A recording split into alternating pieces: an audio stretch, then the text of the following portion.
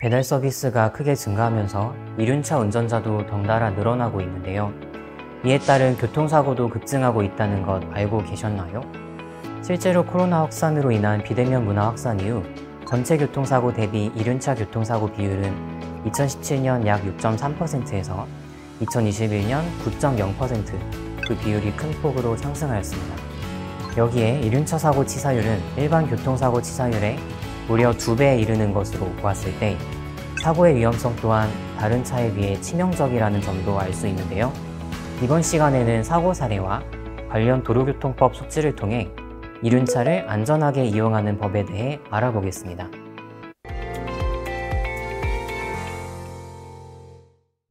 대구의 어느 교차로입니다. 현재 이 택시는 2차로를 달리고 있습니다. 직진 차로죠. 그런데 황색 신호가 켜집니다. 정지선을 통과하기 전이니 브레이크를 밟아 정지해야 합니다. 그런데 택시기사는 오히려 속력을 높이고 있는 것을 알 수 있습니다. 얼마 지나지 않아 적신호가 켜졌는데 정말 끔찍한 사고였습니다. 사고 직전까지 다시 한 번만 보시겠습니다. 적신호가 켜지고 동시에 좌회전 신호가 들어옵니다. 그렇다면 건너편 신호기에도 좌회전 신호가 들어왔겠죠. 그런데 피해 이륜차 차량은 신호기가 켜지고 채 1초도 안 되어서 눈앞에 나타납니다. 어떻게 가능했을까요?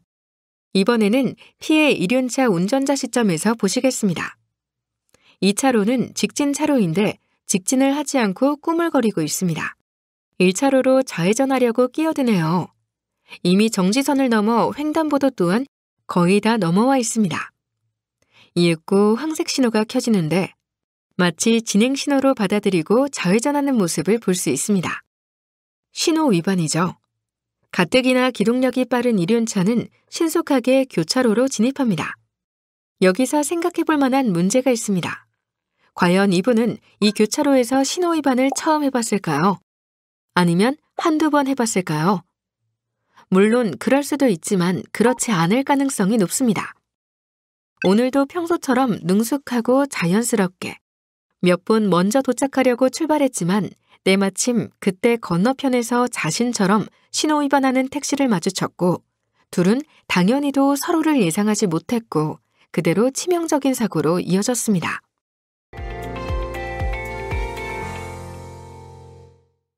또 다른 사례를 볼까요? 녹색 신호가 들어오고 출발하는데 이번에는 정지선을 위반한 상태로 녹색 신호가 들어오자마자 출발하여 일어난 사고입니다. 앞서 말씀드린 것처럼 이륜차는 기동성이 매우 좋기 때문에 주의 안전을 확인하지 않고 출발하면 사고로 이어질 수 있으며 다른 종류의 자동차와는 다르게 이륜차는 운전자를 보호해 줄 수 있는 차체가 없기 때문에 동일한 사고여도 매우 치명적으로 다가옵니다. 그렇다면 이륜차 운전자가 알아두면 좋은 도로교통법에는 어떤 것들이 있을까요? 먼저 보행자 보호 의무 관련 도로교통법입니다. 보행신호에 맞추어 횡단하는 보행자가 있는 경우 정지선이나 횡단보도 앞에서 일시 정지하여 횡단을 마칠 때까지 기다려 주어야 합니다.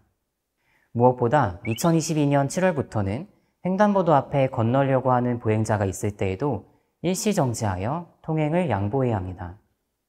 보행자 보호 의무 위반 시에는 이륜차 기준 벌점 10점에 범칙금 4만 원에 해당합니다. 다음으로 알아두면 좋은 것은 보도침범 관련 법입니다. 주변에서 차도가 아닌 보도로 통행하는 이륜차를 볼 수가 있는데 이륜차는 엄연히 자동차이기 때문에 차도로 통행해야 합니다. 이를 어길 시 보도침범에 해당이 되어 이륜차 기준 벌점 10점에 범칙금 4만 원에 해당합니다.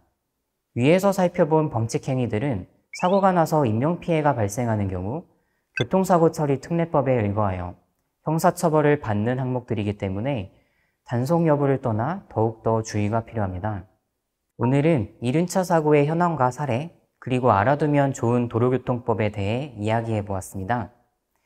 이륜차는 승용차에 비해 기동성도 높고 유지비도 저렴하다는 점에서 강점이 있는 만큼 안전하게 이용만 한다면 훌륭한 교통수단이 될 것입니다.